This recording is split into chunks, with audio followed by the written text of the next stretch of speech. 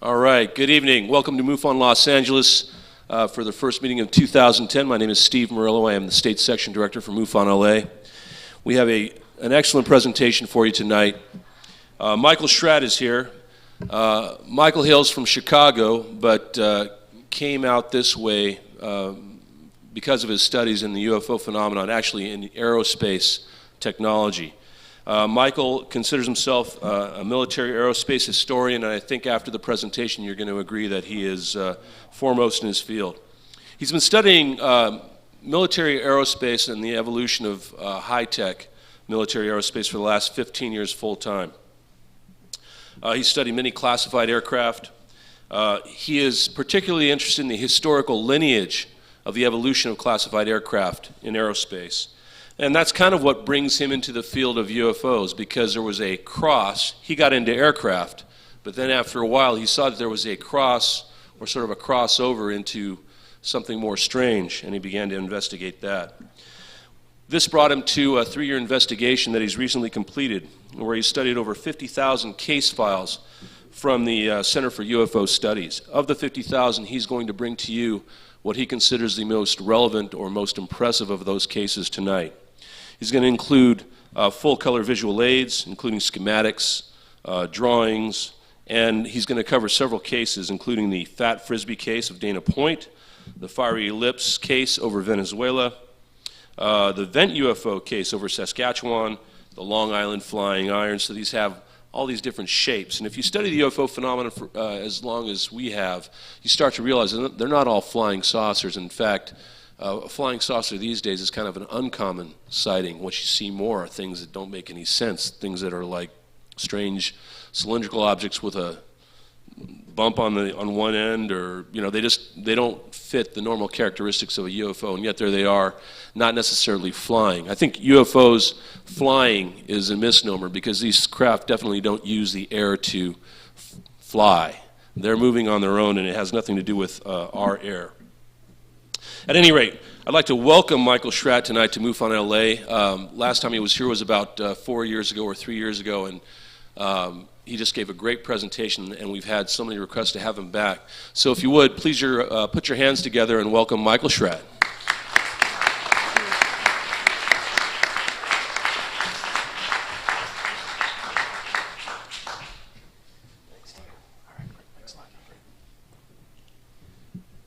Well, first of all, I want to thank Steve and the entire team at MUFON LA for giving me the opportunity to join all of you tonight. And what I'd like to do for you this evening is to give you the best possible briefing regarding the most significant cases from the CUFOS, or Center for UFO Study, case files. That's 2457 West Peterson Avenue. And in this particular case, we're only selecting the files that contain the appropriate historical paperwork, documentation to back up the case, and the lineage of the legacy of the sketch or illustration that went along with the case file. So a couple of very brief points regarding how to begin here. That's 2457 West Peterson Avenue. Now, CUFOS really has the largest private collection of UFO cases pretty much in the world. They include the NICAP files, the International UFO Reporter, Testing APRO files, the MUFON files, Flying Saucer Review. They've got cases from England, Germany, Russia, Japan, China, Canada, South America, Australia, total of over 50,000 case files. So what was done here was a 3-year investigation to look at the best cases from those 50,000, and that's what we're going to present here today. Now, I thought it was interesting that we begin here. This is the Luftwaffe Boneyard, Neubiberg, Germany, 1946, directly after World War II. And you'll notice a number of derelict, dilapidated, disrepair, left for dead aircraft. And what in the world does this have to do with a UFO lecture? Well, this symbolically represents the condition of the cases within the CUFOS files. Many of these cases had not been seen for 40 years. They had been stranded, left for dead. So I really wanted to breathe new life into these cases, and so that was the whole concept here. Now, 2 quick points before we begin is, number one, I did not make up any of this information. This comes directly from the QFOS file, so I just don't want people to think that I just pulled this out of the thin air. And number two, what I did do is I took the original sketch, I redrew that in AutoCAD. From that AutoCAD drawing, I produced a high-resolution 3D solid model, full-color illustration, and that's what we'll be considering this evening here. It's also important that we start here by a quote from Mark Twain: "Truth is stranger than fiction because fiction has to make sense." And that's definitely true in this case, because some of these files are so zany, so crazy, so wacky, you can't make this stuff up. I mean, this is off the radar screen here. Borderline comic book material, but in this case, it's really not. So September 4th, 1967, Greece, directly from the QFOS file. This is the high-resolution computer-generated forensic composite illustration based on the original sketch and case file. 2 brothers were setting up stereo equipment on the top of their third-story apartment, and they saw this particular craft fly over. It was about 25 feet in diameter. It was about 10 feet above their location, barely cleared the building that was 100 feet away, and he said that this flew like a greased ball bearing across the sky. So it did not fly on the principles of aerodynamics, but flew on a completely different flight pattern type section. You can see the original sketch here, 25 feet in diameter. It had a series of portholes, very small square portholes along the circumference rim of the vehicle. Here's the cleaned up AutoCAD drawing here. Section was a metallic gunmetal in color with kind of a canopy section on the upper portion of the craft. Now, I also included a number of these auto binder reports. These are reports that came from all around the world, and these were sent to Auto Binder, who eventually put this into a publication. For at least 10 years these were put together, and to be completely honest, some of these cases were a bit more difficult to authenticate, but I felt that they were historically significant, so I added that into this presentation. July 1st, 1966, Thomas Grogan and 2 friends from Danville, Virginia, saw a weird dogfight as a B-52 chased and machine-gunned a UFO, which seemingly burst into red pieces, although with the possibility that this was only camouflage, allowing the real saucer to escape unseen. July 13th, 1959, New Zealand. A woman was tending to her farm area. This particular craft hovered about 100 feet from her location, and she noticed that there were 2 high-intensity green beams flying down, shooting down to the ground area, and there was a clear transparent canopy on the top surface of the disk. There were 2 rows or rings of counter-rotating sections which had flames coming out. And in this next illustration here, you can see the counter-rotating rings of flames, and then there were 2 beings, had very unusual helmet section that came down right above their shoulders here. They were pointing toward each other. One got up, stood up by the clear transparent dome, looked over, then he sat down. The fire began again, and then this thing flew away at a slow rate of speed. So now this is part of the historical archives.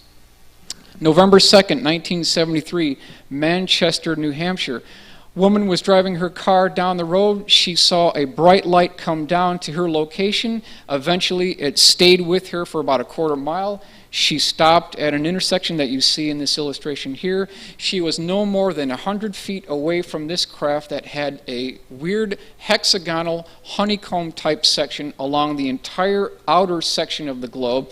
And then this is the detail of occupant based on witness sketch. This particular being had strange cat whiskers coming out of his, or kind of rough skin, very unusual, and that'll become more important as we go along. So this is another interesting case file. July 9th, 1965, at the Azores airport, a slow-flying UFO cruised overhead, killing all aircraft engines for a time and stopping all electric clocks until it later vanished from sight. Summer 1970, Australia.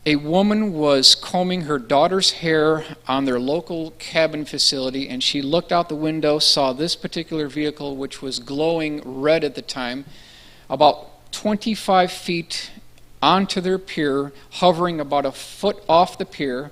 She shut off the light in the cabin, and when she did that, the light on this thing shut off too, but she could see three beings in this craft, so she stopped tending to her daughter. She ran out of the cabin, started going down to the pier, and when she got halfway down to the pier, this thing flew away. So again, very unusual case file.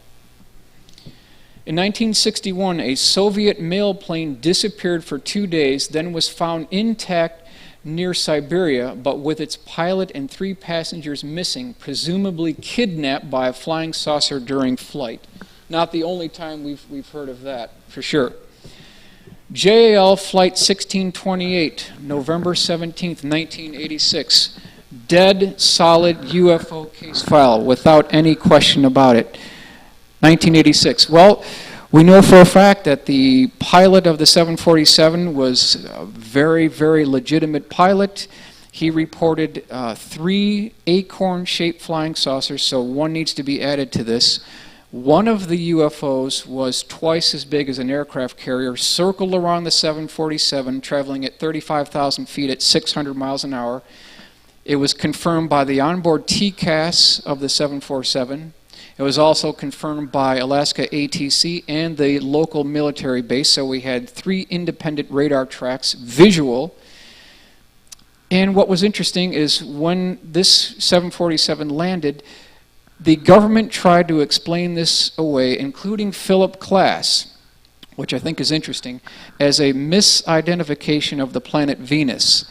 So if anyone could please explain to me how you can get 3 radar contacts or hits on the planet Venus, please let me know. I'd like to know how you can do that. I really would. But dead solid case, made news all around the world. He was fired for reporting this case. He was later reinstated, but very good UFO case. At the Rybinsk missile base in Russia, a nervous battery commander opened fire on a giant toroid UFO with escort saucers, but the missiles were stopped by an invisible force field which protected the area. So it's all over the world. It's global here. July 13th, 1968, France. This particular vehicle was seen by one eyewitness, and it had this goblet, glass goblet type footing, and an identical one on the top surface. The whole thing was blue, so you'll notice this is the darkened area right here. This section here was blue. There was a transparent section here with these Michelin firemen type alien beings inside the craft, and as this thing departed, there was a bright spark of light, and then a day later, there was a physical trace case where it landed, and there was residual radioactive effect on the nearby field. So again, physical trace case for that particular file. Maury Island, June 21st, 1947, near Tacoma, Washington. Well, this is interesting because this is before Roswell. A lot of people think Roswell is the first, but in point of fact, that's not the case. This is just before Roswell. 6 of these donut-shaped UFOs flew over. A gentleman who was with his son on their fishing boat. One of these vehicles started having some type of propulsion system malfunction. He dropped down to low level, started spewing this molten iron metallic material onto the deck of the ship. There was damage. The son's arm was broken, so he was injured. And then after a little while, this thing popped up, joined the other 5, and then flew away. So this is just a very serious case file that is very documented very well just before Roswell. March 23rd, 1966, Oklahoma, an electronics expert of Shepherd Air Force Base found his car blocked by an ungainly craft parked across the highway with 2 human-like persons apparently making repairs. They soon flew away without explanation. Again, from the Autobinder reports. February 5th, 1971, Finland. Interesting case of 2 loggers. Now, they had just been wrapping up their day's work. One of them still had a chainsaw nearby. This thing landed. which this being who levitated from the lower circular section of this vehicle, he got out, and then the one with the chainsaw started running after this particular guy because he was scared. And as soon as that happened, this Michelin fireman guy again, so we've seen this twice now, he got under the craft, started going up.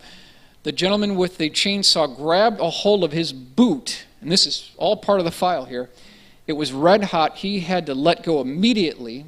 The other person who was in this case saw there were two other beings in the portholes of this vehicle. Then the whole assembly retracted and went away at a slow rate of speed. So we have this case on file as well. March 26, 1966, in Indiana, a family said it was no joke when they sighted a saucer shaped like a cup turned upside down, hovering overhead for 15 minutes. So again, these strange configurations that we're seeing all over the world. July 1967, Detroit. We don't have too much documentation on this case. However, we do have the original sketch and case file.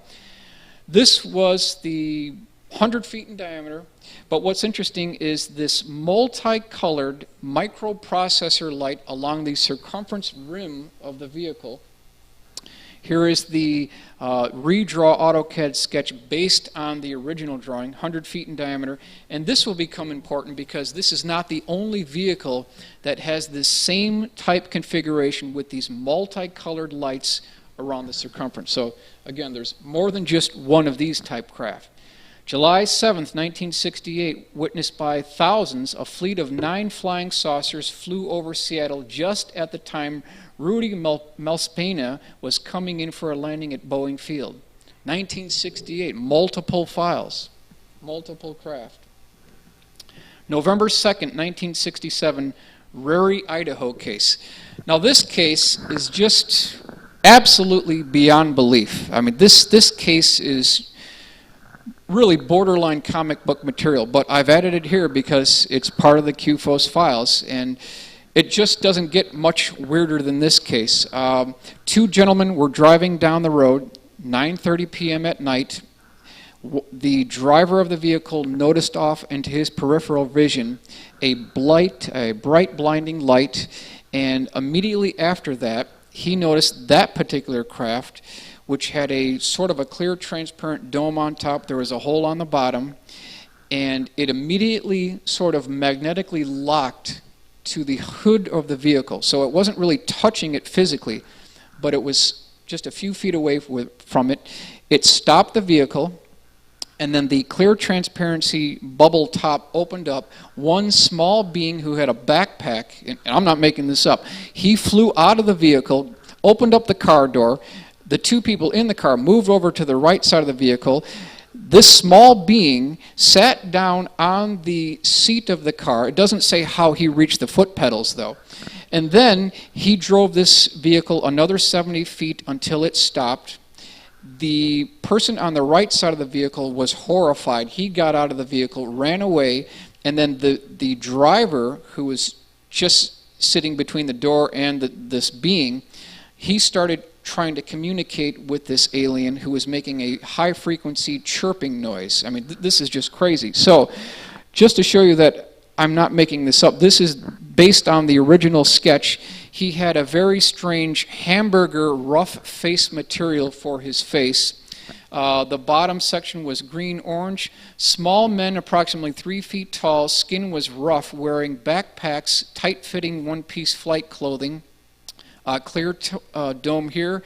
And then what's interesting here is the bottom section here was emitting some type of a light or something, almost like a lightsaber, because the light stopped at a specific distance from the lower section of the craft. So it's not like the light was hitting the bottom of the road, but it stopped at a very specific point. Now, how we can do that, I'd like to know, because certainly I haven't seen something where you can shine a light somewhere and have the light stop just somewhere in space, but that's what happened here. Absolutely. So, Is there more to this story? Well, here we have the Otto Binder report. November 2nd, 1967, near Ririe, Idaho, the car of Guy Tosi and Will Begay suddenly came to a halt by itself when a small flying saucer and its two humanoid pilots appeared out of nowhere. Now, is there anything else to this case? I mean, do we have anything to back up this case?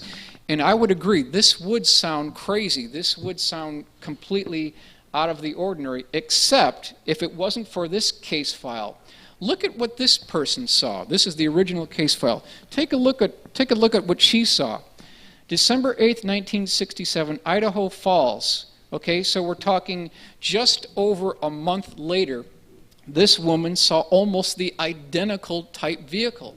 This small circular type vehicle with a transparent dome canopy on top with two small beings, almost identical to the Ririe, Idaho case. Then we have this case, January 1st, 1970, Vancouver Island. A woman who noticed that her patient was a little restless. She thought that the hospital room where the patient was staying was a bit too warm, so she went out to the window.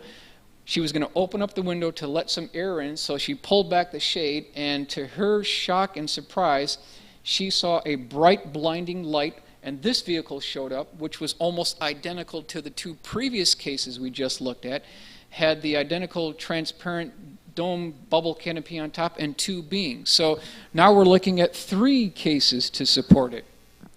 January 24th, 1968, Indiana, Pennsylvania, a witness saw a saucer hovering over a pond with two occupants who were apparently repairing their equipment. So it just goes on and on here.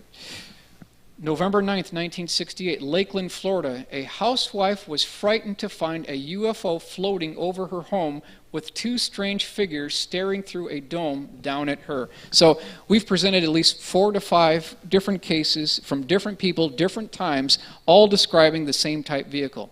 February 3rd, 1983, Mobile, Alabama. This is an interesting case. A woman was driving down the road at night. It was about 9 o'clock. She heard a very loud thump. She thought it was her transmission of her vehicle. She stopped the car, pulled over, and then on the side of the road she saw this vehicle, 200 feet long, a very large craft, almost a cigar-shaped craft with a big, gigantic circular sphere or globe in the center of the vehicle. There was a series of clear, transparent, translucent type window panes in this section with beings, and then there was another section here with beings in the upper section. And she said, quote, the beings looked like they were changing shift. They were just going about their business as nothing was going on. So we definitely have this as part of the historical archives as well. Now, we should spend a few minutes talking about this particular case. Now, we've all heard of UFOs, but there are also USOs, unidentified submerged objects. 50% of UFO cases are USO cases, absolutely, all around the world. Invisible Resonance by Ivan T. Sanderson, The Reality of Underwater UFOs, very well documented book which covers many different case files, one of which is this one, which I think is just mind-blowing, fantastic case. Dr. Ruben Velia, a Brazilian scientist aboard an icebreaker in Admiralty Bay, Antarctica, was shocked out of his senses when he saw a strange craft shoot up from the sea through more than 37 feet of solid ice. So think about this, okay? 37 feet of solid ice, you've got something that looks like this, 1965 Operation Deepfreeze. So it's a documented case. Something shot through 37 feet of solid ice and then broke these huge pieces of ice near the icebreaker. And then as this thing departed, it left a hole in the ice, and the water associated with that hole started boiling as this thing shot off into space. So the question here is, who had the technology back in 1965 to do that? And another question is can we do this? Can the United States Navy do something like this? Well, sure, yeah. We can go through the ice too, but we can only go through 37 inches of ice. This thing went through 37 feet. So it certainly appears that that wasn't built from around here anywhere. August 4th, 2006 off the coast of Long Beach, very good case of a USO which was documented on UFO files. So you can look up the archives and review that case.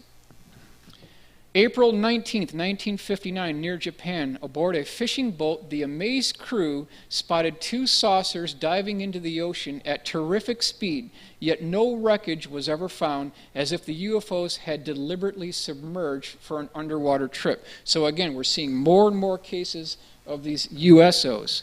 June 3rd, 1961, Italy, Mr. Barra and his companions felt waves rocking their motorboat, then saw a huge UFO rise up out of the sea and sail off through the sky as if equally at home in the ocean or in the air. So the capability to fly and to submerge in the ocean.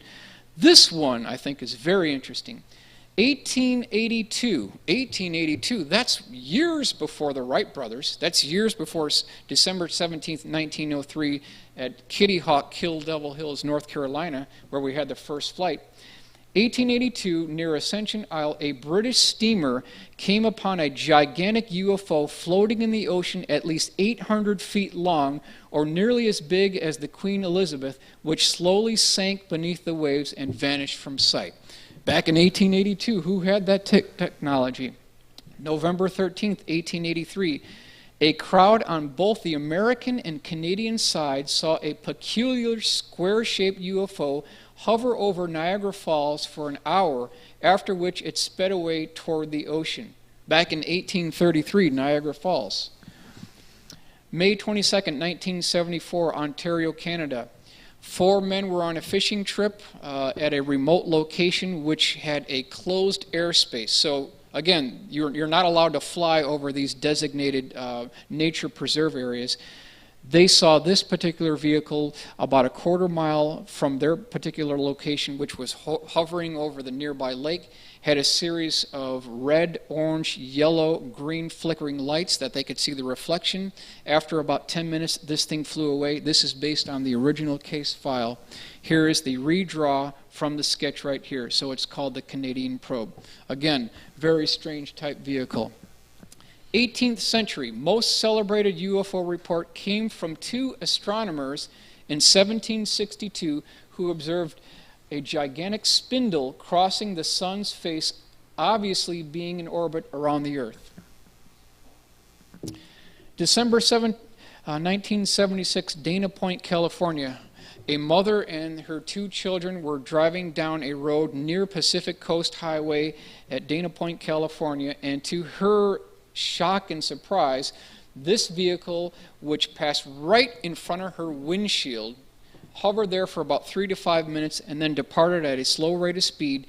It was a massive, quote, fat frisbee in her words, had multicolored microprocessor lights around the circumference of the vehicle and a red flashing right on top.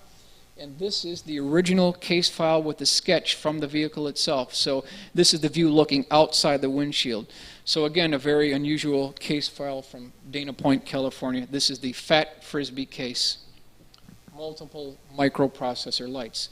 19th century's most outstanding sighting was in 1874, Mexico, where a gigantic trumpet hovered in the sky, swinging gently for 6 minutes, observed by many stunned people. So very unusual. We're not just talking about flying saucers here. 1981, Garrettsville, Ohio, January 14th. Now this vehicle, which was 40 feet in diameter, this is the actual sketch, went from right to left, had a series of amber lights along the circumference of the vehicle, and then a red light here, a white light here, and then this raised donut section in the interior of the vehicle. This is based off the original sketch, so it was moving from right to left with about a 45-degree angle of attack. October 12th, 1796, so now we're going further back in history, way before airplanes were invented. On Columbus Day, over 170 years ago, Canadian observers reported an astonishing fleet of airships, or UFOs, with portholes and visible occupants sailing over the Bay of Fundy from the Pacific Stars and Stripes. So back in 1796, multiple witnesses seeing these dozens of UFOs flying. So again, this is absolutely going on, absolutely. Oh, well, I think it's important that we also consider this case. Now, I personally think that this is the weirdest case in all ufology. This is just my personal opinion. The famous bow and arrow case, September 4th, 1964, Cisco Grove, California. Just an absolutely crazy case. 3 men were going out bow hunting at night.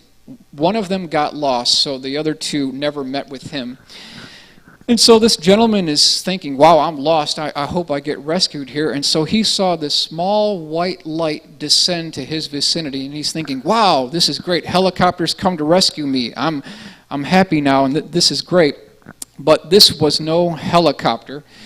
This was a very ambiguous, nebulous type white light vehicle that had 3 rectangular type portholes associated with the craft.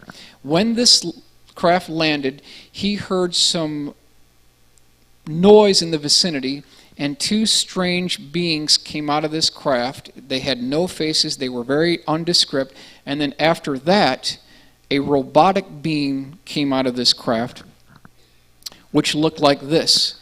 So we've got dull metallic silver in color, fingers like medieval armor glove, very interesting eye section here with kind of a hinged jaw that emitted smoke. So what he did is when he saw this guy, he ran up a tree. He was parked there all night, and this is a true case. This is just crazy. You can't make this stuff up. And so to make a really long story short, there was a battle between this robotic type alien being and this guy. So every time smoke would come out of this being's mouth, it caused the bow hunter to become sleepy, and he passed out. And so he started pulling everything out of his wallet, his license, his money, his papers, even some of his clothes, and he set them on fire, threw them down to this thing. He got scared, ran away, and this went on all night long. Later, another being that looked just like this came out of that same craft, went up and met with this robotic being, and then this gentleman, who still had at least 1 bow and arrow left, he shot at this thing, and it actually dented this thing and made a spark, and so that's why it's called the bow and arrow case. So I ask all of you a question. Where have you seen this type configuration before? Does this look familiar at all? Have we seen this before? Perhaps in the Iron Giant movie, almost the identical type configuration. Is Hollywood trying to tell us something here? If you do a side-by-side comparison between the Cisco Grove robot and the Iron Giant robot, it's almost the identical type configuration. So, is Hollywood a belated designer leak trying to tell us something? Are they preparing us something? Are they acclimating the public? So in some cases, it looks like that may actually be taking place. February 3rd, 1907, 2 Englishmen sighted a giant lantern in the sky flying low over the countryside and lighting up the night scenery vividly for 20 minutes before it went out like a light. So a lantern now. Boston, August 18th, 1966, multiple sighting case of this particular vehicle, which had a very interesting, transparent, and then very highly reflected rib section along the circumference upper dome section of the vehicle. And you can see here, this is the cutaway illustration based off the original sketch. This is the rib section that was highly transparent and also highly reflective just below that rib section. This is his original sketch. And here you can see the rib section drawn in detail with the flight path that kind of was rocking fore and aft as it flew by. So multiple sighting for that particular case. I really like this case here. This is great. July 18th, 1968, villagers in Campeggio, Chile were frightened by a giant armor-plated machine covered with steel scales whose twin searchlight eyes stabbed down brilliantly. So back in 1868, someone was flying this armored boomerang manta-shaped craft with high-intensity lights flying down. Interesting to say the least. Homestead Air Force Base, February 1973. Jackie Gleason and former President Nixon This is a true story documented by many people, Richard Dolan for one in his new book. Right around the 9th hole, the subject of UFOs came up between Jackie Gleason and Richard Nixon. We don't know the specific details on exactly what that contents of that description was, but everybody knows that Jackie Gleason is a huge paranormal buff. He's got thousands of UFO books that are a part of his metaphysical collection at the University of Miami in Florida. So, as this case had progressed further, right around midnight, Jackie Gleason shows up unannounced, or Richard Nixon shows up unannounced at Jackie Gleason's home right around midnight. He shows up alone. Now, there's been a lot of controversy regarding how presidents can ever get away from Secret Service, but apparently, in Nixon's case, it has happened before. So Nixon shows up at Jackie Gleason's house right around 12 midnight, and he takes Jackie Gleason in his own private vehicle to Homestead Air Force Base. They go past security, they go through the fence, they go to the far side of the tarmac, and they go into an armed guard facility. And Richard Nixon shows Jackie Gleason the alien bodies and part of a recovered alien spacecraft. Now, they did not specify from which crash retrieval this came from. And according to Jackie Gleason, quote, "We've got them." So Jackie Gleason's a believer. He's saying that they're there. So that's just one case from Homestead Air Force Base. We've got them, according to Jackie Gleason. USS Franklin D. Roosevelt, late 1958, Gitmo, Canada. This is the actual case file from QFOS talking about a 100-foot long cigar-shaped vehicle that was gray or black when the members of this aircraft carrier saw it when they ran up to the top of the deck. And then later on, it started turning red in color, emanating a heat source. There were a series of square rectangular portholes with beings looking down at them. This is directly from the eyewitness who saw this, and this is what this craft looked like. This is not the first time that the USS FDR has had an encounter with UFOs. It is documented in the ship's log, and the one reason why this may be significant is because the FDR, the USS FDR, was the first aircraft carrier to have nuclear power. So maybe someone's monitoring our ICBMs and also our power stations and our nuclear-powered ships. Certainly looks to be the case. October 13th, 1917, gathering for a, quote, faith healing, people outside the town of Fatima, Portugal, cited an enormous flying coin. Number of witnesses, 70,000. So 70,000 eyewitnesses saw that vehicle. September 12th, 1952, Flatwoods, West Virginia. A small red light descended over the horizon in that particular vicinity of West Virginia. Two boys who were playing in the local park saw that. They went to the house of Kathleen May, who had 3 other children join the original 2. They went up to the top of the road. Off to the right-hand side, there was a dish-shaped or sphere pulsating red light, and then just to their left there was this strange being that had 2 high-intensity bright lights shining down at them, which looked almost identical to this type craft here. It kind of had this strange metallic skirt with flutes coming down. There were 2 antennas sticking out the side, very well documented case, and then a spade-shaped helmet with a being inside with these bright lights coming down. So Stanton Friedman has talked about this case, very highly documented case. But the debunkers tried to explain this away as a misidentification of an owl. So I can't see how that could be an owl. Doesn't make any sense at all. Silver object with red and white light blinking lights. This is Bristol, Pennsylvania, October 17th, 1973. So again, we're seeing this porthole-shaped craft with transparency windows along the circumference of the vehicle, 65 to 70 feet in diameter. The famous case by a couple who were driving down the road in Upper State, Long Island, October 9th, 1972. The husband did not get a good view because he was driving, so he only opened up the car window. Wife got out of the car, looked up, saw this particular craft, which I'm calling a flying iron, which had a very interesting section on top. there was a red light on the left and right side of the vehicle, rectangular white lights on the lower section, and then these very strange poles coming up from the sides of the vehicle with an ion-inducing rod connecting the top of both of those poles. So again, where have we seen that concept before?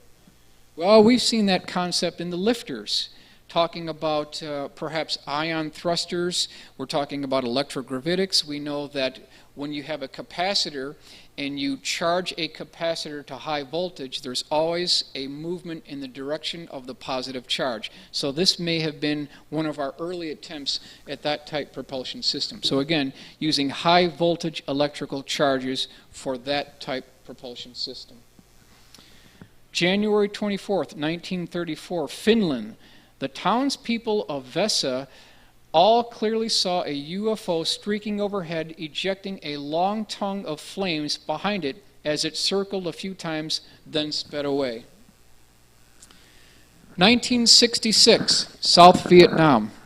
Very, very good case file. A crew of a B-52. My friend Mark McCandlish is the origin point for this case. This is his original sketch based on the testimony of one of the B-52 crew members that he interviewed.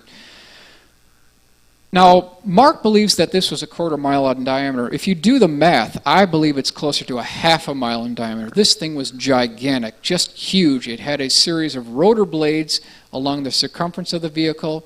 There was 28 levels on the upper clear transparent cupola of this craft, and there were, quote, beings looking outside this vehicle. The B-52 flew around this craft about 3 times, but then what's interesting here is, as this craft departed, and this whole case took place at night, as the craft departed, it opened up some type of a perhaps wormhole, space-time continuum, something, because as it departed, you can see here, it ripped open some type of wormhole, and the crew of the B-52 could see blue sky, they could see white clouds, they could see the sun. It was daylight. It was daylight for a few seconds, and then it trickled back to darkness, and then when the B-52 landed at their destination point, they were debriefed by FBI members. So, there is a case file from this sighting somewhere in the FBI files. It'd be great to get our hands on that. But again, another original case from one of the actual B-52 crew members who was on that B-52. This is just a computer-generated forensic composite illustration of what this encounter may have actually looked like. Very large craft as it was approaching. And then this is at the departure here. September 9th, 1968, Dong Ho, Vietnam. A helicopter crew of the U.S. Knew it was no Viet Cong craft that made fantastic maneuvers through the sky for 20 minutes, but was a genuine UFO. So Vietnam, we've got case files from there too. May 1967, Blackwall, Oklahoma. This case was printed in the local newspaper 10 years after the case actually took place.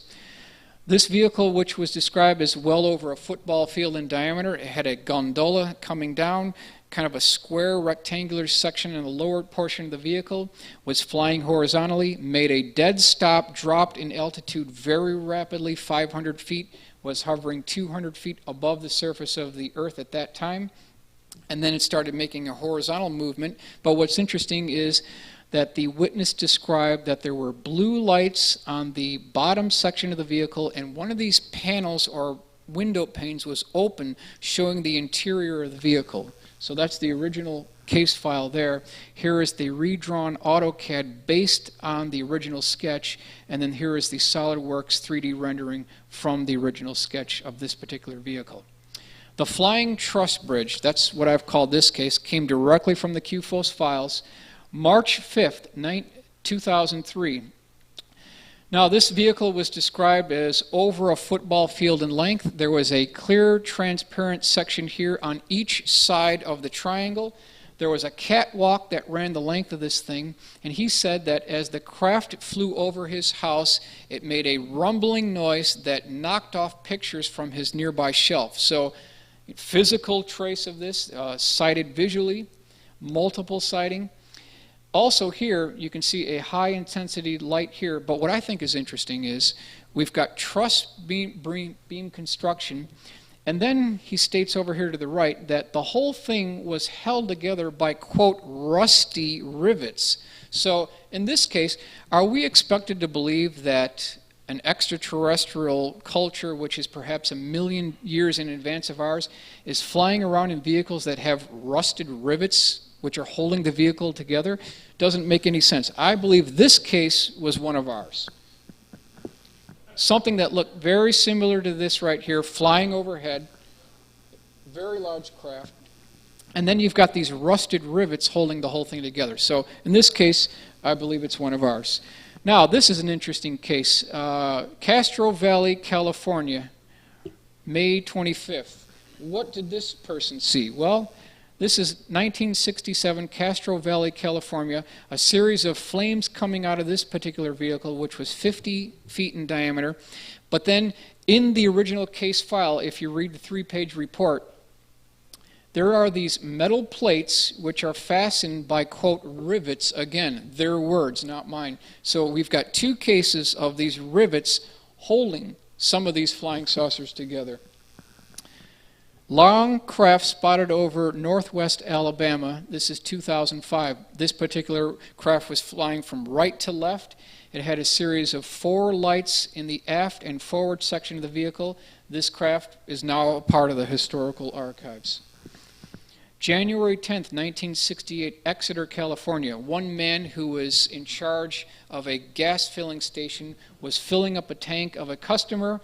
He saw this gigantic acorn-shaped craft fly overhead. The bottom section remained stationary, but the top section was rotating in a counterclockwise direction. It flew away at a slow rate of speed. And this is the redraw sketch from the original illustration.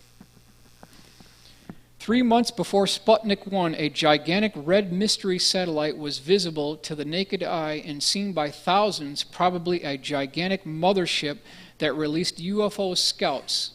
At least 8 mystery satellites were in orbit before Russia launched the first Earth satellite back in 1957. So who was launching things before we were even launching things, or even the Russians? So something's going on here, no doubt about that.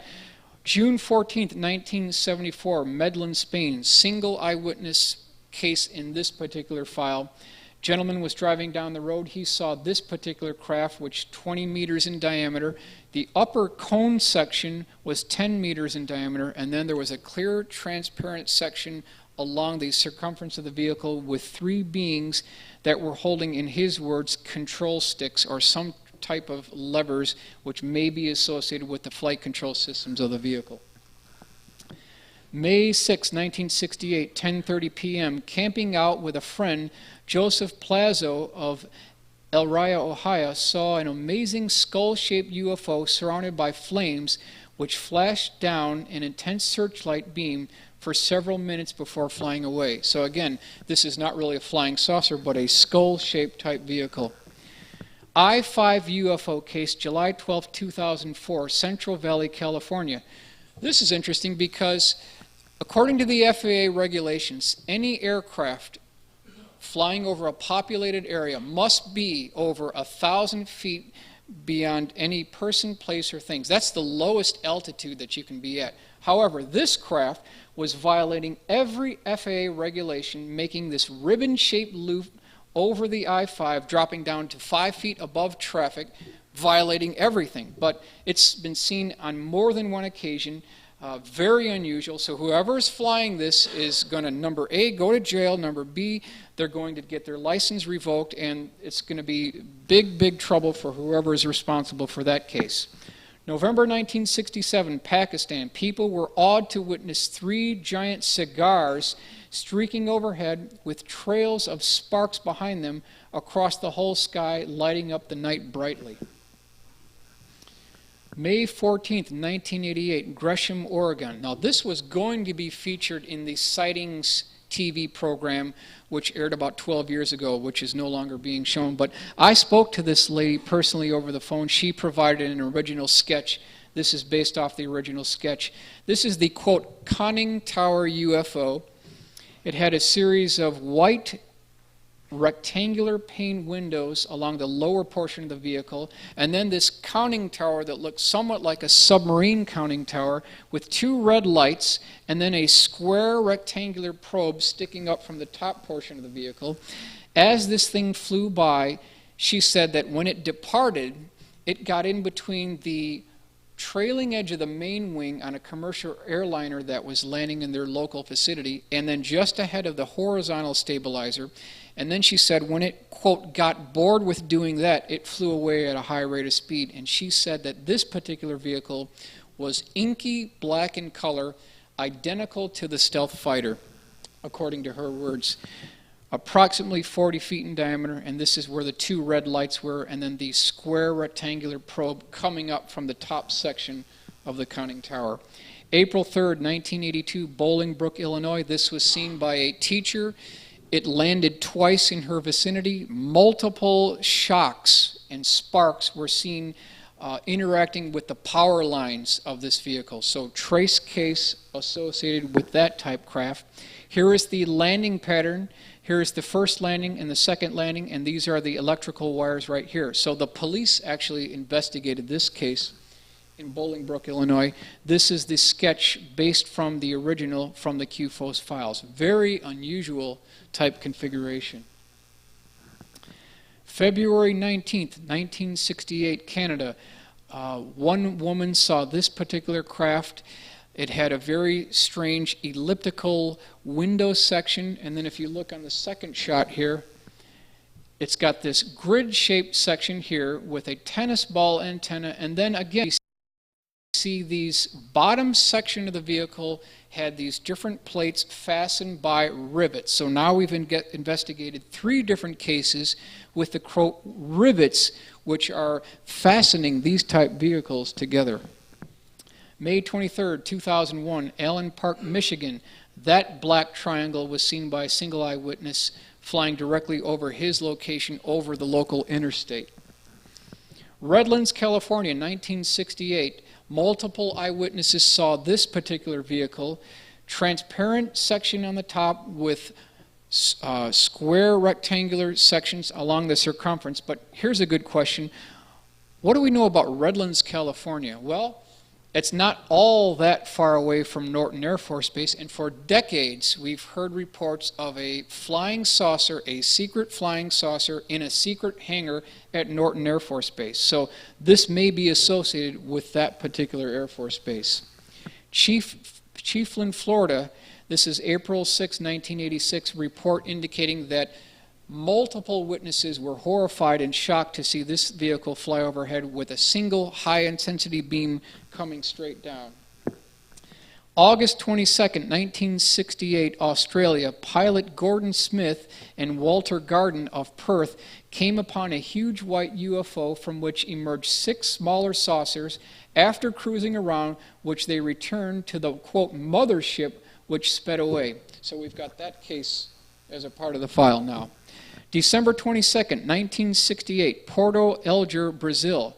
This particular craft, which was in the report 35 feet to 40 feet in diameter, landed on the local road, and then I believe, personally, that the man, after these beings came out, he shot first, because that's what we always do in this world. We always shoot first. We don't ask questions. Maria, who was smart, didn't want anything having to do with this, so she bugged out, went in the house. So again, every time we have an extraterrestrial visitation on this planet, how are they met? Are they met with friendly greetings? Are they met with open arms? No. They're always met by looking down the gun barrel of some type rifle, and that's the policy we have in this world. They're unidentified flying objects. Let's shoot one and see if they're friendly. Yeah, that's the policy that we have in the United States Air Force. U.S. Air Force identification chart. Everything, according to the Air Force, is a weather balloon. Everything is. They're always trying to explain things away, but you can bet and you can bank on it that the UFO phenomenon will not absolutely disappear, because every time a little time goes by, there's always a new case. So whatever they try to do to explain this away, it's just not going to happen because it's always going to return. June 27th, 1959, this is the Papua New Guinea, or the, quote, Father Gill case. 23 eyewitnesses saw this particular craft, which was bathed in light, and then on the right and left side of this vehicle, there were other UFOs associated with this sighting. So again, we've got over 20 eyewitnesses, and this is, quote, down here, the night they waved back. So actually they waved back, and this is a very well-documented case. March 1967, Dawn Anderson of Wycombe, Pennsylvania, in daylight saw a gigantic, quote, Zeppelin hanging motionless among clouds with 6 strange booms on its top. Very unusual configuration. December 11th, 1996, Yukon Territory, Canada. Very, very significant case of something that looked identical to that. 27 eyewitnesses, almost a half a mile in diameter, just a gigantic type craft. Here is the computer-generated forensic composite illustration based from the original case file. And then, if you doubt me here, you can take a look at the lineage and flight path of this vehicle right here by Fox Lake, and this is where the craft was seen, estimated to be approximately 1/2 mile in diameter. It's a very well-documented case. Multiple eyewitnesses. April 5th, 1965, the Air Force's Kinwean radar station in Upper Michigan picked up a V formation of UFOs flying across Lake Superior at a speed of 9,000 miles an hour and at an altitude near 17,000 feet. The Air Force could not deny they were solid objects. So back in 1965, someone was flying around at 9,000 miles an hour. March 29th, 1966, Hampton Falls, New Hampshire. A gentleman was hunting. His dog was with them. They came across this particular vehicle. After 30 seconds, there was a high hissing noise. There was a powerful blow of hot air that came out. All the pine needles, this is a really good sketch, all the pine needles separated from the landing area. He also described it as a boxy L-shaped vehicle with a circular section on the lower section of the vehicle with tripod landing gear, and then these 2 small type holes near the upper section of the L vehicle. July 20th, 2005, Exeter, New Hampshire. A gentleman was just starting to mow his lawn. He reached down to get a drink of water. When he looked back up, he saw this craft, which he said, quote, was twice as big as a Nimitz-class aircraft carrier. After 3 minutes, this thing stretched out to twice its original length and then departed at a slow rate of speed, had a series of square portholes or windows wrapping all around the vehicle. So twice as big as an aircraft carrier. That's quite significant. December, we got this one here, December 29th, 1964, 2 UFOs speeding at 4,800 miles per hour and making a U-turn in the sky showed up on the radar at the Navy's Putin Air Station, Maryland. The Navy refused to agree with the Air Force in calling them false images. So here we have a case where it showed up on radar making a U-turn at a very high rate of speed. Police officer flying triangle sighting. This comes from coasttocoast.com. 1997, very unusual case file with a kind of a horn-shaped vehicle, triangle, with these different black indentations along the bottom of the vehicle. Nothing else was ever said about that particular case, so we don't have too much documentation. July 9th, 1952, Hasselbach, Germany. Interesting case. A man and his daughter were driving down the road on a motorcycle, and the tire of the motorcycle blew out. They stopped. He pulled over to the side of the road. She got off the motorcycle, walked to the pasture area, and she saw this particular vehicle. And then just off to the left of this vehicle, there were 2 beings. And when the beings noticed that she noticed them, They jumped on the top black section of this craft. It retracted into the hull of the vehicle, and then it came out the bottom of the craft, which raised the whole thing up at about 3 feet high. Then there was sparks and flames along the circumference of the craft, which you see here in these elongated square rectangular portholes, and then this thing took off at a slow rate of speed. So there were 2 eyewitnesses for this particular case. March 26, 1880, back in 1880, almost a century ago, and this is, an old case file, the people of Gustad Junction, New Mexico, were startled to observe a giant fish-shaped airship sail over, in which a group of humanoids sang loudly enough to be heard below. So we've got UFOs with beings singing, which could be heard by people below, back in 1880. Interesting case file here. A small boy saw this particular craft in a wooded area. He was excited, ran back into the house, called his grandmother, who also saw this vehicle just as it was departing. It had this tick-tocking type swinging device on the top of the vehicle, and as it departed, it broke the tree limbs which fell down in their location. So again, 2 eyewitnesses who saw that particular vehicle.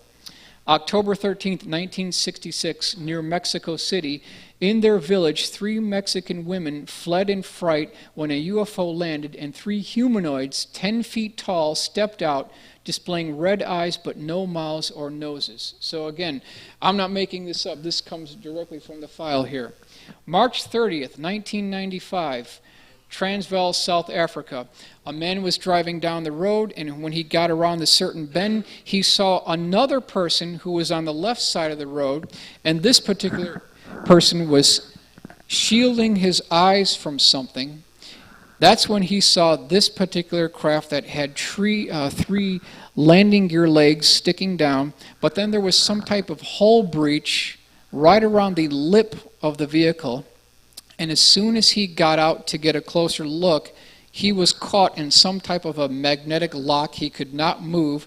After 3 minutes, this thing departed from the area. He could gain back his senses, and then when he looked to see what happened to the man who was shielding his eyes from the craft, that particular man was riding his bicycle down the road, never to be seen again. So again, some type of report of a UFO who, quote, made an emergency landing for repairs back in 1995. The Flaming Ellipse case, very, very good case file. If you read this case file, it's immediately apparent that this gentleman is telling the truth. I mean, it's just so clear the way he describes this case. The entire family saw this vehicle fly overhead. It was an elongated ellipse-type craft. It had a very interesting double spherical half-hemisphere-type craft or vehicle section here with a spark gap mechanism, which was emanating a spark between the 2 probes here. And then there were 2 small indentations on the lower aft section of the vehicle. But then there were these very strange cast iron exhaust ports, and each one of these cast iron exhaust ports was emitting a flame or light that had an S-shaped configuration which stopped at a specific point, almost identical to the Ririe, Idaho case. But what's interesting here, though, is he said that after 5 minutes, another craft that looked identical to this one flew over the same type flight path. And he said that this was something that, in his words, was not beyond the capabilities of the aerospace primes of the day. So that would have been Northrop, Lockheed, Boeing. He thought that this was probably something that they may have actually put together and built. July 19th, 1965, Australia. This gentleman was walking down the sandy beach.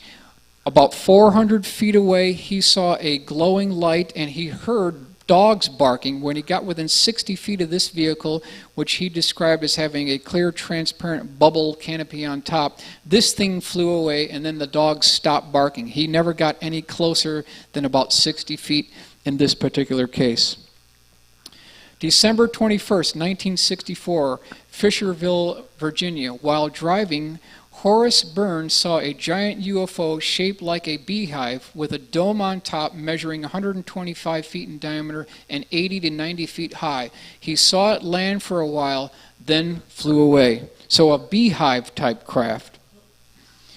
Bolingbrook, Illinois, summer 1961. I talked to this gentleman on the phone. He was a student at University of Illinois, and his friend and himself were just departing to go to the local university library when they saw what is described as this original sketch, about 45 feet in diameter, 25 feet high. It kind of had a green hue around it, but what's interesting is that there were other people who saw it, so we've got multiple eyewitnesses, elliptical, but not round, but elliptical portholes associated with this particular vehicle. Here is this 3D illustration based on his sketch. About a 3-minute sighting. It flew away at a slow rate of speed at about 30 degrees angle of attack that you see here in this illustration. April 27th, 1950, near Goshen, Indiana, a huge red wheel-like saucer paced a TWA DC-3 airliner for miles, alarming the passengers and crew before it finally dived away at terrific speed. So in 1950, a gigantic pie-shaped craft. Very interesting. July 23rd, 1948, near Montgomery, Alabama, a huge cigar-shaped UFO zoomed straight at an airliner, then veered sharply to one side and shot upward out of sight in seconds. So we've considered at least 6 different cases of cigar-shaped vehicles dating back to 1950, 1940. Someone's flying these craft. May 13th, 1972, Canterbury, New Hampshire. 2 boys who were sleeping in a chicken coop heard a buzzing noise, and this craft flew by from left to right. There was a lake near their location. It was described as having, quote, lunar landing gear for the landing gear. There was a red flashing light here, a steady white light here, and then these strange box-like indentations sticking out of the vehicle with these hydraulic lines which actually captured the top and midsection of the top part of the vehicle. That's what this craft looked like, and then this was seen at about a 20-degree angle of attack to the left as it flew by. So again, multiple eyewitness for this particular case. September 19th, 1952, Topcliffe, England, a saucer swooped down as a British meteor jet landed, hovered above for a while, then shot away at supersonic speed, back in 1952. This case is interesting. Single eyewitness case who saw this particular craft. This is the original sketch, 1981, Tennessee, and this next shot here is the rendering from what he saw. Later, his family saw the same vehicle, but not in the beginning for that particular case. June 21st, 1985, Pennsylvania. Multiple eyewitnesses were driving down the road who saw that particular craft. It was gun-shaped in color, that's the actual color, but then there was a series of high-intensity blue beams shining down from the vehicle, but then the blue lights along the top were stationary with the very top rotating in a counterclockwise direction. That's what that particular craft looked like. January 20th, 1951, near Sioux City, Iowa, a huge cigar-shaped UFO zoomed straight at an airliner, then incredibly made a sharp hairpin turn and sped back the way it had come, all in short seconds. So, again, another cigar-shaped vehicle flying in our skies at high rate of speed. February 19th, 1951, very well documented case. Kenya, Africa. Near Mount Kilimanjaro, the crew and passengers of an airliner spied an amazing torpedo-shaped UFO with stripes at least 200 feet long that hovered motionlessly in the sky. July 15th, 1995, Connecticut. A couple was driving down the road after a fishing trip. This was described as, quote, 500 feet in diameter. Just ahead on the right side of the road, there was a house, people pointing up to the craft who also saw it, but they did not talk to the people who were on the porch. So there were at least 5 eyewitnesses to this particular vehicle. September 21st, 1961, Pacific Ocean, the crews of a ship and 2 planes all saw a gigantic tire or ring-shaped UFO that astonishingly spun through the air and vanished over the horizon. So this may have actually been a USO that came up and then hovered. October 5th, 1996, Brazil. Another fascinating case. This gentleman who had just taken off 5 minutes from the local airport, he was in the air not very long at all. He gained some altitude, saw this particular craft, which was, quote, 325 feet in diameter, 225 feet high. It was described as a faceted cone-shaped craft that had 3 sections or ribs sticking out. There were about 8 to 10 faceted flat plates along the circumference of the craft, a rusty brown color. So you can see his aircraft here. And what he did is he flew around this thing about 5 different times. It was rotating very slowly. And then after a while, there was a section on top that retracted down. And then after 30 seconds, a classic flying saucer came out of the top in the vertical position, rotated 90 degrees down to the horizontal position, shot away at, quote, Mach 10. He could not believe this thing. It shot away at a very high rate of speed, confirmed by ATC in the local area. After that happened, he flew away this vehicle. He was about 200 feet from it when that happened. He started gaining altitude to take a look on the interior section where that craft just came out. As soon as that happened, it rotated faster at a higher RPM. Blinding red flashing lights started emanating from this top section of the vehicle, and then this whole contraption, which was 325 feet in diameter, shot away at a fantastic speed in his local vicinity, and he was immediately alarmed and shocked because he felt that there would be some type of transonic shockwave associated with the vehicle's departure, but that never happened. It was a complete silent departure. There was no shockwave. He landed later and made a report. So his case is a very interesting, well-documented case. That's the aircraft that he was flying, an Embraer EMB 712, similar to the American Cherokee that we have here. Here's the shot of him coming up to the vehicle. Flew around it 3 times. That's the high-intensity red light that came out of the top of the craft. And then this is another illustration showing how that vehicle slipped up from the top, shot down to 90 degrees, and flew away at Mach 10. 1981, New Zealand. An entire family was driving down the road. So there were 3 daughters, the wife and the husband. The wife was driving the car, and she saw this off the right side of her eye, and she mentioned that as this thing flew along, there was a red and orange fantail-shaped type emitting light coming off the back end of the vehicle. And then she said as it moved, it did not move from point A to point B, but it actually dematerialized and then was materialized in another location from the origin point. So this thing wasn't really moving. It was like slipping out of a different reality or type of plane of existence. Very unusual flight path. Van Buren, Arkansas, 2005.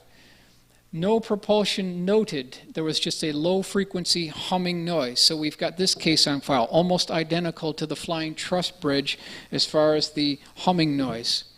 This is what this craft particularly looked like. Red light, green light, and yellow on the bottom surface of the vehicle. Classified Texas Triangle. Interesting case file. Obviously, this is one of ours. 2 45-degree canted inward, all moving stabilizers for the upper section of the vehicle. There was exhaust ports in this vehicle, but then there were these aileron or flight control systems just aft of the exhaust. This gentleman saw this thing fly by back in 1993, so we have his case on file. The Cache Landrum incident, we'll consider this one very briefly. I personally think that this may be almost identical in importance to the Roswell event. This is so well documented, so well researched, and the paper trail is just mountains long. Huffman, Texas, December 29th, 1980. Vicki Landrum. Betty Cash and Colby Landrum were driving down the road after a cafe dinner, and to their shock and surprise, this particular vehicle, which was a bright, blinding white in the beginning, came down, parked itself right in front of their car. This is the road showing what it looked like. This thing all took place at night. It lit up the surrounding area. This was described as an ice cream cone with another ice cream cone on top with a flat section here with offset blue portholes, which I believe were not portholes. And then this thing started spewing out these red flames. It started bobbing up and down. So every time the flame came out of the bottom, this thing would bob up, and this went on for a brief period of time. Now, all the occupants of the vehicle were horrified to their core. They were absolutely horrified. They even called this a, quote, religious experience. They felt that Jesus was going to come out of this thing. I mean, this was just something they had never seen before. They were absolutely horrified. Betty Cash got out of the vehicle, started going to the forward section of the hood of the car to get a better look. She decided that was enough for her. As she was walking back to her car, she put her hand on the car door and it was red hot. She burned herself, had to use her leather jacket to open up the car door. But what's interesting here is immediately after this particular craft departed the area, there were no less than 23 double-rotor Chinook CH-47 helicopters chasing after this craft. But eventually, Betty Cash and Vicki Landrum died from the effects of radiation poisoning associated with this vehicle. So, the bottom line here is that the United States government is going to be held liable for the murder of 2 individuals associated with this vehicle. I personally believe that this was one of ours because it looks like, if you look at the paperwork here, that this was one of our original nuclear or atomic-powered flying vehicles via the NEPA program. That's the Nuclear Energy for Propulsion of Aircraft. And the fact that we've got military helicopters involved is also another interesting case point. Here is the illustration showing the double-rotor CH-47s chasing this thing. Multiple eyewitnesses, trace case, physical evidence. The Army Corps of Engineers actually came back immediately after this took place. John Schuessler has all this documented. They actually repaved the road section and paved the whole area over again to cover all the evidence. So, how long afterward? Betty Cash died about 6 years ago, I believe. I don't know when Vicki Landrum died, but it's clear that the government is involved in this case. They don't want to talk about it, and somewhere along the line here, I definitely believe it. They are going to be held accountable for this, and they're going to have to come clean. We're going to take them to the cleaners on this. We're going to get these guys. Aircraft Nuclear Propulsion Program, hearing Subcommittee on Research and Development. So how can I say this? Do I have any way to back up this case that I believe this is man-made? Joint Committee on Atomic Energy, Congress of the United States. Okay, so take a look what they're doing. Between 1955 and 1960, all of the aerospace literature was full of stories about atomic-powered flying machines, nuclear-powered things from the NEPA program. Okay, and if you look at the budgetary procurement here, look at what was done.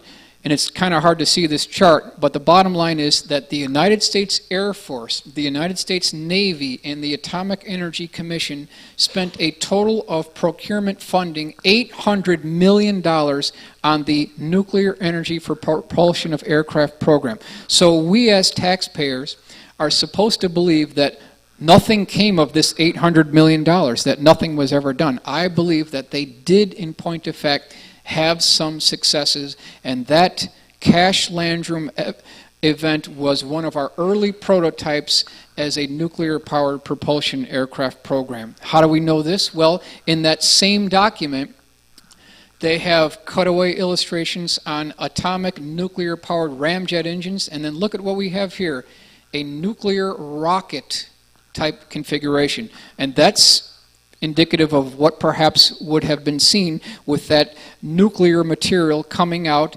and completely infecting the entire section with radioactive material, may be associated with that cutaway illustration. Novato UFO base, Novato, California. This I got directly from the QFOS file. So we've got machine number 1, 2, 3, 4, 5. We've got a tarmac area here. We've got a lab area here. We've got workbenches here. Now what do we have here? Nursery incubators? Plant rooms? What in the world does a nursery incubator and a green room or a section for plants have anything to do with UFOs? Well, if you've done some research on alien biology, you'll note that the aliens do not have the same digestive tract and reproductive organs that we do. They get their energy by placing it on their skin, and the same type photosynthesis that we see in plants is what's actually being used in a number of, quote, alien gray cases or some type of extraterrestrial biological entity. So that may be one explanation why they're having some type of a glass section for plants associated with a UFO base in California. Underground UFO base in Puerto Rico. So again, we're seeing this helicopter landing pad, retractable section here, parabolic dish for communications, a stealth blimp technology demonstrator in this location, underground section here for submarine liaison, huge section here carved underground for perhaps storage of extraterrestrial vehicles. It's more than one case talking about something happening in Puerto Rico. Now, any subject or lecture talking about UFOs cannot disregard what was done under the actions of the Third Reich during the closing years of World War II. We just cannot discount this. This is the, quote, Die Glocke, or the bell, which received the highest security classification that the Third Reich had given anything during World War II. This is the only thing that got that particular security clearance. Now this used a cerium-525, which was a radioactive isotope, and what they're doing here is they're taking liquid mercury, they are counter-rotating it in these drum sections here, and this can be used as a, quote, anti-gravity propulsion system. It can be used as a bomb. And if you'll note here, what we see here under the direction of SS General Hans Kammler, who has disappeared off the radar screen of history. There's no one in the public domain that knows what happens to SS General Hans Kammler. He was head of Special Projects Group at the Skoda Works and is definitely involved in this particular vehicle. Now, Joseph Farrell indicated that the strange hieroglyphic writing, which is also on the Kecksburg Acorn 1965, so if you do a side-by-side comparison between the Die Glocke, or the Nazi bell, and the Kecksburg Acorn, it's almost an identical type configuration. 12 to 15 feet long, perhaps 8 feet in diameter, having this bumper with these very strange hieroglyphic writing, which Joseph Farrell believes is not a language that we know of, but is in point of fact a torsional pinch mathematical equation of how you deal with hyperdimensional physics, which is what Richard Hoagland had talked about. So this is what Joseph Farrell believes to be associated with the Glocke, or the bell. So again, we do a side-by-side comparison between the Nazi bell 1944 and the Kecksburg Acorn 1965. That vehicle was brought by the U.S. government at Wright-Patterson Air Force Base and was, quote, entombed in a very interesting capacitor supplying type brick section, which worked as an insulator to perhaps insulate that vehicle from the outer surrounding area. Now, we should also very quickly talk about Bob Lazar, who is a very controversial person in ufology. Well, what do we know about Bob Lazar? Well, between April 1988 and December 1989, Bob Lazar states that he worked at a place called Area S4, which is 15 miles south of the Air Force Flight Test Center Detachment 3. That is the spook term for Area 51. In the intelligence community, they do not call Area 51 by that. They call it Air Force Flight Test Center Detachment 3, which is actually under the jurisdiction of Edwards Air Force Base. So going down the list here very quickly, the color of the bus that takes you from Area 51 to Area S4 is very significant, and we're going to consider that. EG&G, Janet Airlines, that's the aircraft that takes you from McCarran Airport to Area 51. That's important. EG&G is the prime contractor that ran the day-to-day operations at Area 51 and S4 at that time. They have now been bought out by another company, so they're not directly the person running the base.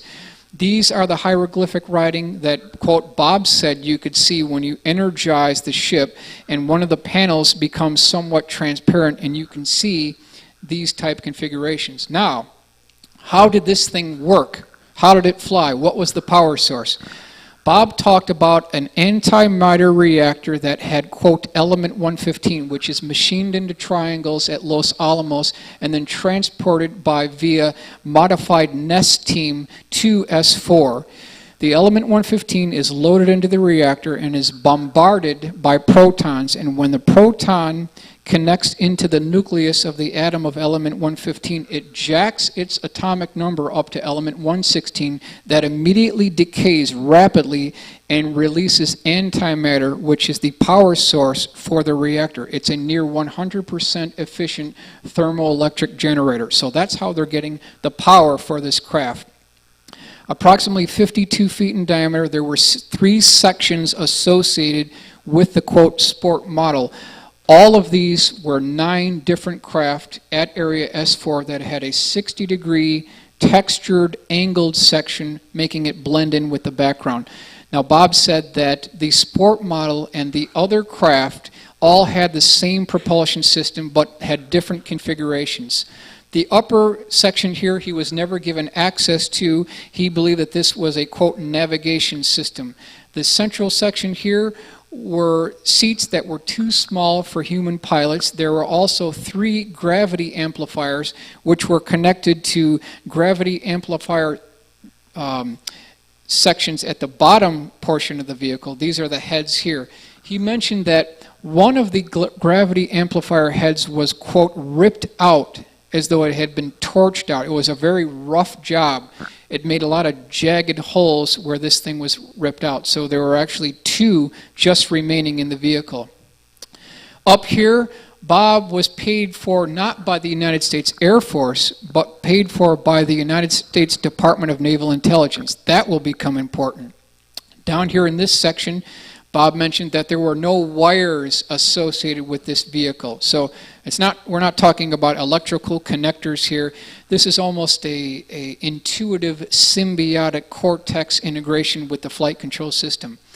There are 2 types of gravity waves. We have gravity A wave, which is atomic, and gravity B, which is a stellar. So you can break gravity B wave just by jumping up and down, but gravity A is the one that we're talking about here. We've got Omicron configuration, we've got Delta configuration. In the Omicron configuration, the craft is used when it's near a localized pre-existing gravity field, like on Earth. But when you go out in deep space, one gravity amplifier is focused to the destination point, and then the other 2 are cone-shaped focused also to that destination point, creating a high-intensity gravity field which actually warps the fabric of space-time, and when you shut it off, you are at your destination point. Up here, we have a security badge which has some very interesting diagonally 45-degree striped section, and then there was also a backwards-mounted American flag on the upper crew compartment where the hatch was. So that's significant. This is an illustration of what the flight looked like when he saw the one and only test flight when he was at S4. Inside here, we've got the gravity amplifier heads. We've got the crew section here. This is the gravity amplifier with the antimatter reactor. And then down here, Bob was only given one access to the lower section of the vehicle. He actually had to hang upside down to see the interior of the lower section of the vehicle. Cutaway shot here, just showing some of the interior components. This shows you the 3 seats here that were, quote, too small for human pilots. So, What's the bottom line here? This, personally, I feel is very significant. Do we have any evidence at all to support Bob Lazar's claim? I mean, this has been going on for decades. Is there anything to prove what Bob Lazar had talked about? This is something that I put together that may add some authenticity to his case. And I want to make this clear. The color blue, the actual color blue, is equal to extraterrestrial intelligence and UFO technology. So let me repeat that quickly here. The color blue is equal to extraterrestrial intelligence and UFO technology. Well, how do we know that? Well, take a look at this. 1977, under the Carter administration, the predecessor to the F-117A was something called HAV Blue, built by Lockheed Skunk Works under the direction of Ben Rich.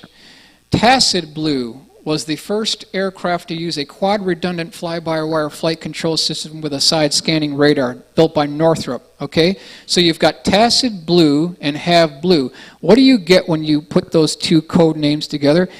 You get, we secretly have UFO technology when you put those two code names together. So we move on. We have the, quote, Blue Room, Wright-Patterson Air Force Base. We've got Barry Goldwater, General Curtis LeMay. So when Barry Goldwater asked to get permission to look at the, quote, Blue Room at Wright-Patterson Air Force Base, Curtis LeMay told Barry Goldwater, because he wanted to know about Roswell, he said, Barry, don't you ever ask me that question again, damn it, because I can't even get in there, and if you ask me it again, I'll have you court-martialed. So that was the reaction that Barry Goldwater got from General Curtis LeMay regarding the, quote, Blue Room. The official color for the flag of the United Nations is blue. Now, I don't know if that has significance to what we're talking about here, but I thought it was interesting that the official color for UN is, quote, UN blue. Of course, we've got U.S. Air Force is blue. Then we've got something called Project Blue Book, right? Closed in 1969.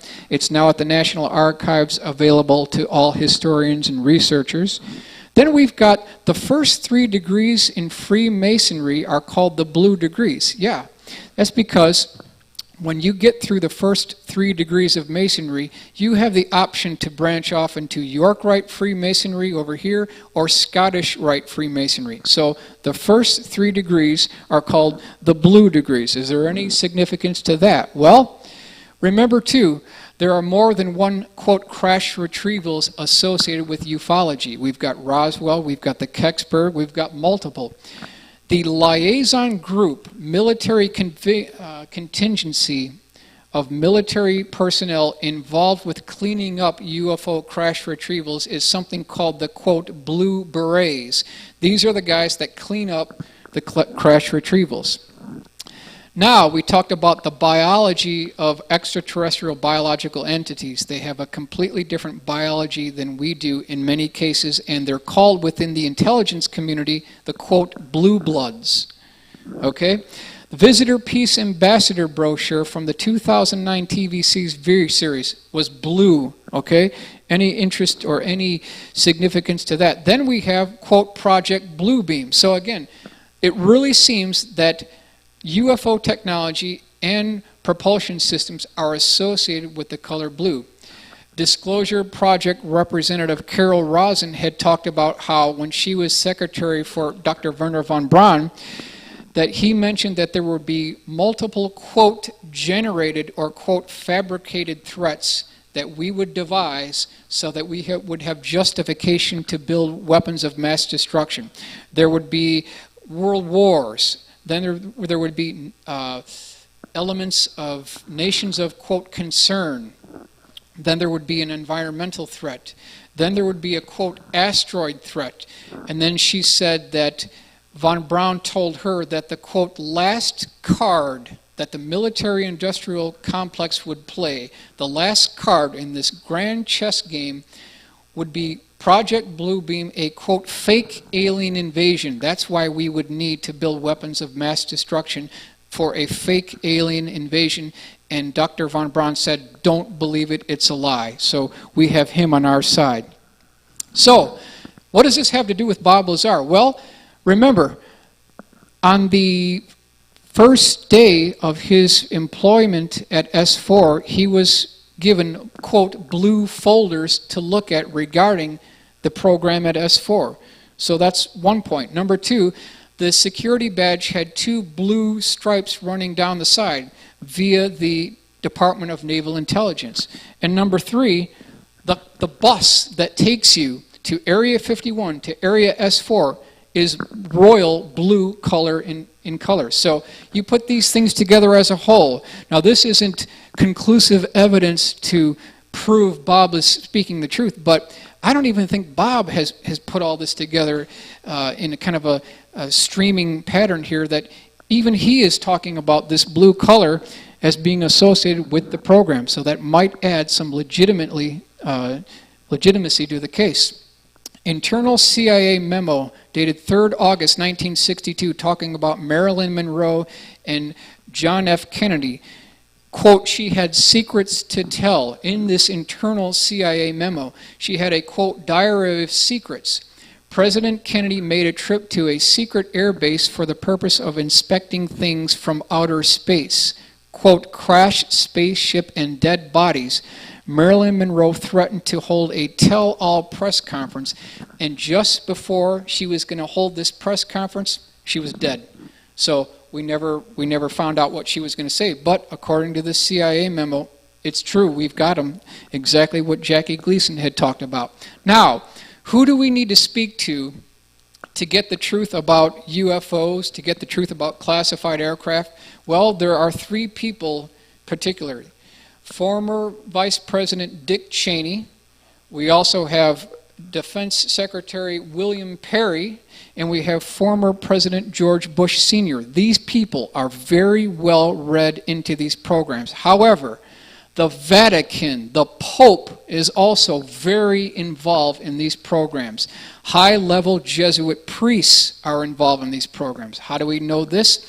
Take a look at Dr. Stephen Greer's memo in his disclosure book, where he says that on one particular case, a nuclear-powered submarine within the U.S. Navy was just about ready to leave on a mission, and all of a sudden, this black limousine pulls up. A high-level Jesuit priest gets out of the limousine. He goes into the submarine, tells the commander of the submarine where to go. They drop down a few hundred feet in the ocean.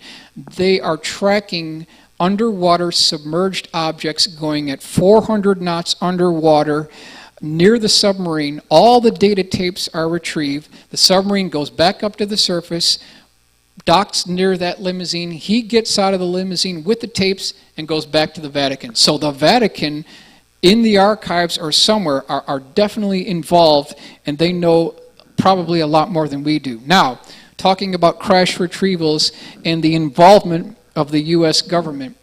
When we talk about Roswell, there are three distinct points when we talk about Roswell. We've got the debris field. This happened July 3rd, 1947 at 11:59 p.m., so that's 1 minute before our Independence Day. A mile and a half east of the debris field, which would be right about here, there were two bodies which were ejected from the craft. They both died. And then 30 miles east of the debris field is the, quote, impact site, where perhaps another three bodies were recovered. Now, what happened after that? Remember, to get from Roswell to this location on a dirty, dusty, unpaved road back in 1947 took 3 hours to get there. We don't know exactly what the craft looked like. It's been described as a boot-heel, crescent-shaped craft. Others called it a flying saucer-type craft. This may be what it looked like at the crash site during the recovery operation. Then we have Bill McDonald's illustration on his bat-wing boomerang or manta-shaped craft with a hull breach on the port side of the vehicle. There is some historical legitimacy to that. Here is the rocky outgrowth where the impact site was. And this is a shot of perhaps what was seen on the interior of the Roswell vehicle.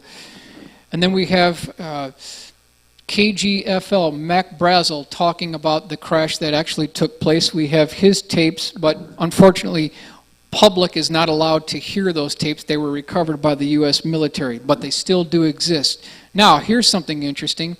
During the recovery operation, which took at least 3 days, There were 2 teams of 50 men each, which crisscrossed the debris field multiple times and then finish up with industrial vacuum cleaners.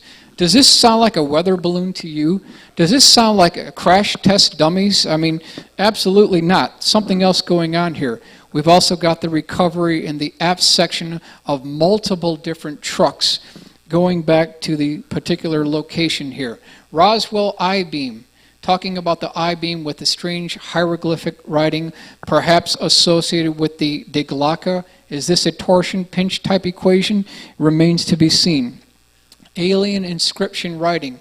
Roswell craft inscription seen above entry hatch. That's one of them. There was also another I-beam that had similar type writing here.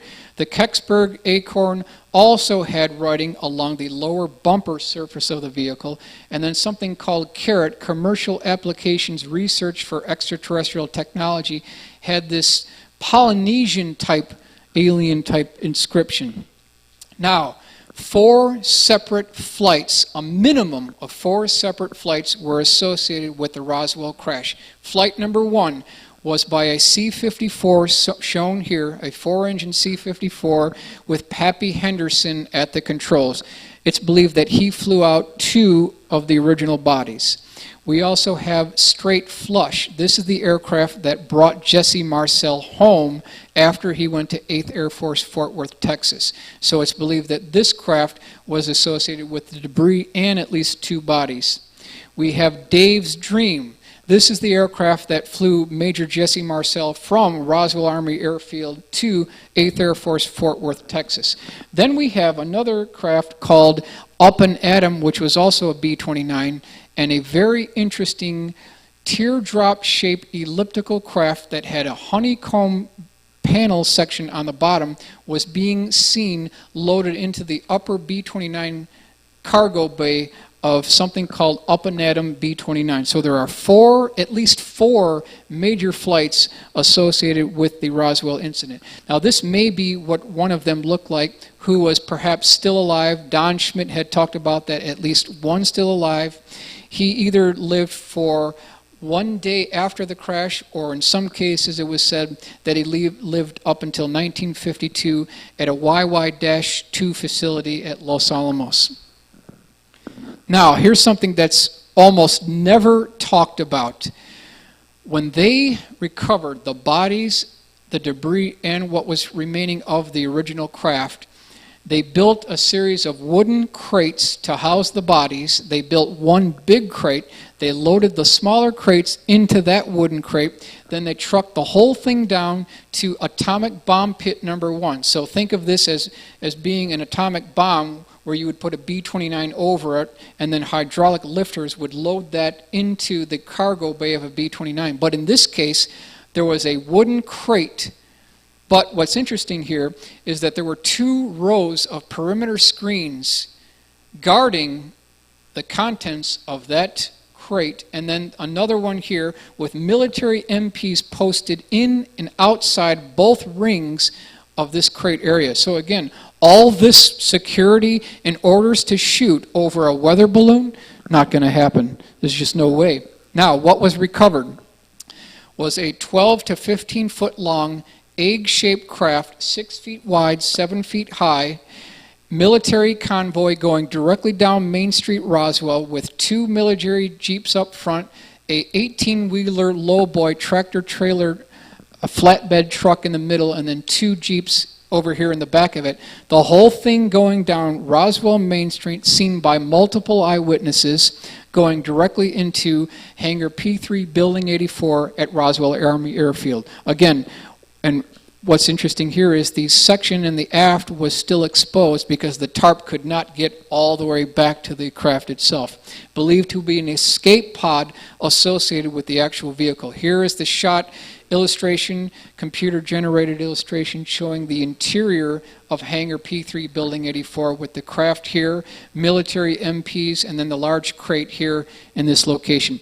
Perhaps what it looked like back in 1947. That hangar is still here today. So really quickly, we will just complete here. Roswell top 10 list. This is the case for Roswell, the case for Roswell. Number 1, Why would a mortician meet the crew of a B-29 straight flush on the tarmac once it landed at Fort Worth if the debris was only a weather balloon? So that's point number one. Number two, if the crash was only a weather balloon, why was Corporal William Quincy ordered to guard overnight a tarp-covered atomic bomb pit containing a 4 by 5 by 12 wooded crate protected by double row of protective screens with MPs stationed inside and out of both rings? We just considered that. Number three, if the crash represented just a mundane weather balloon, why would Base Commander William Blanchard leave his vitally important responsibilities at the world's only atomic bomb group, the 509th, stationed at Roswell Army Airfield, and travel 3 hours on a dusty road to the crash site? There's just no way that's going to happen. You're never going to get William Blanchard to leave his post at the base to go look at a weather balloon. Not going to happen. You can bet on it. You can bank on it. If the crash was only a weather balloon, why would General Robert Laundrie, Air Force aide to President Truman, remark, "If I told you the truth about what happened back at Roswell, you would never see life the same way again"? Why would he make that statement if it was only a weather balloon? Number five, if the crash was only a weather balloon, why would Mac Brazel be detained against his will for 5 days at Roswell Army Airfield and be forced to undergo a full body cavity search? Yeah, that actually happened. For 5 days he was detained. If the crash was only a weather balloon, why would U.S. Army spend 4 days with 2 teams of 60 men on their knees crisscrossing the debris field and finish up with industrial vacuum cleaners? Historical fact actually took place. If the crash was only a weather balloon, why would the U.S. Army require an 18-wheeler lowboy tractor trailer bed to transport the debris from the crash site to Hangar P3 Building 84?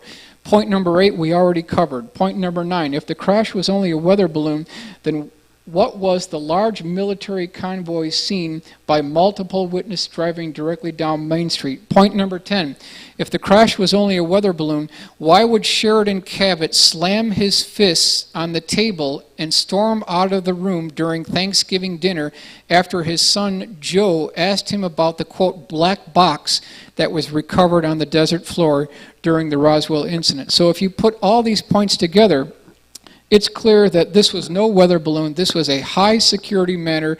It definitely had a resultant effect to our national security. So I have a freebie for all of you who are interested. This is The Legacy of Classified Aircraft. Contains practically every, quote, known classified aircraft within the military-industrial complex. And then dropping down to the second illustration here, these are the major case files that we covered this evening, all in an illustrated fashion for easy review as a different viewing chart.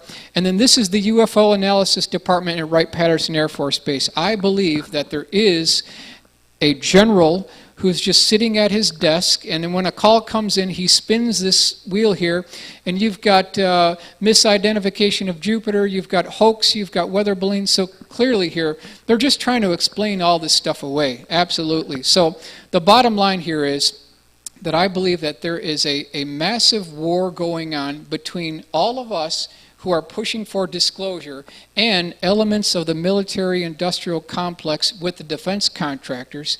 And I believe we are going to win this battle because we have a policy of transparency. We have a policy of helping one another and sharing information, while they have a policy of taking the wind out of the sails of researchers. They have a policy of compartmentalization of information.